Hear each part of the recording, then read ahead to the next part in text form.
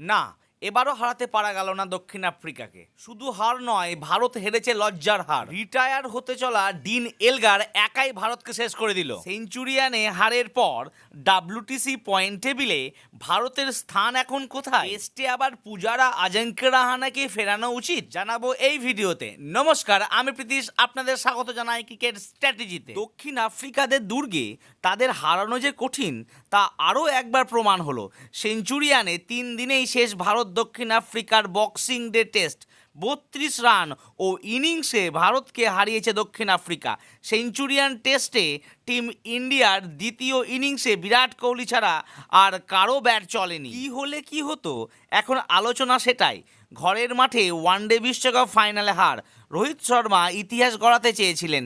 ভারতীয় দল দক্ষিণ আফ্রিকায় কখনো টেস্ট সিরিজ জেতেনি। অধিনায়ক রোহিত শর্মার নজর ছিল সেই ইতিহাসেই। যদিও বক্সিং ডে টেস্টে ইনিংস ও 32 রানে হার, নেতৃত্ব হোক বা ব্যাটিং, দুই ভূমিকাতেই ফ্লপ রোহিত শর্মা। এবার আপনাদের জানাবো এই টেস্টে কি কি হয়েছিল। তার আগে যদি ভিডিওটি ভালো লাগে তো লাইক করুন, চ্যানেলটি সাবস্ক্রাইব করুন আর অল নোটিফিকেশন অন করে দিন। আর টসে হেরে ভারত প্রথমে ব্যাট করে 245 রান করে। তার জবাবে সাউথ আফ্রিকা করে 408 রান। এর ফলে ভারতের থেকে সাউথ আফ্রিকা 163 রানে এগিয়ে রইল। সেই রানটি যখন করতে নামে 131-এই গুটিয়ে গেল ভারত। কোহলি ছাড়া ভারতীয়দের ব্যাটসম্যানদের কি অবস্থা দেখুন।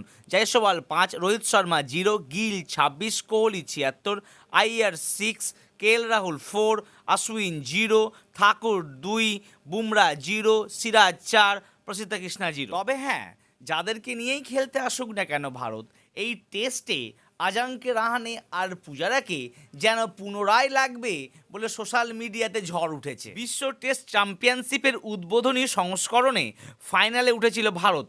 গত সংস্করণেও ফাইনাল খেলেছে। দুবার ট্রফির সামনে থেকেই ফিরতে হয়েছে।